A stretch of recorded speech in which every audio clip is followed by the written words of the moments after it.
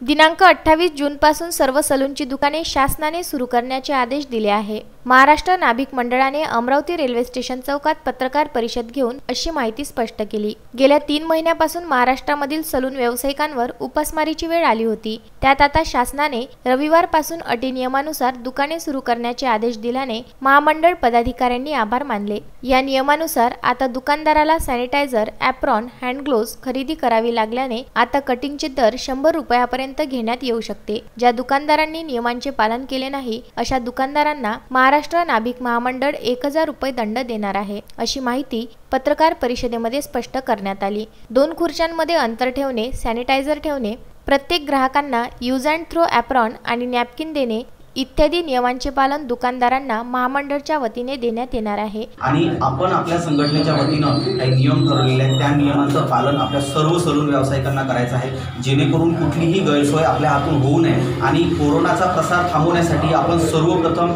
त्याच्यासाठी बंधनकारक आहोत। त्याच्यामुळे या सगळ्या गोष्टीचे नियमाचं पालन करणं आपलं कर्तव्य बनते। आणि सर्व ग्राहकांना ही विनंती आहे की ज्या नियमांना दुकानदार संघटनेच्या माध्यमातून किंवा महाराष्ट्र नाभिक महामंडळाच्या माध्यमातून दिलेले आहे त्या नियमांचं पालन तुम्ही सुद्धा करावं, जेणेकरून तोंडाला मास्क लावल्याशिवाय दुकानात एंट्री करू नये।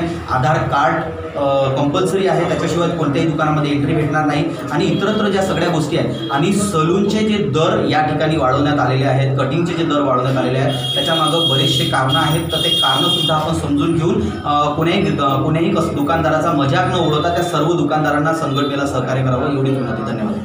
या पत्रकार परिषदेला डॉक्टर विजयराव विवेक राऊत, अरुण निंबूरकर, निलेश जावरकर, राजेश लावणकर आदी उपस्थित होते। Bureau report, Vidarbha news, Amravati.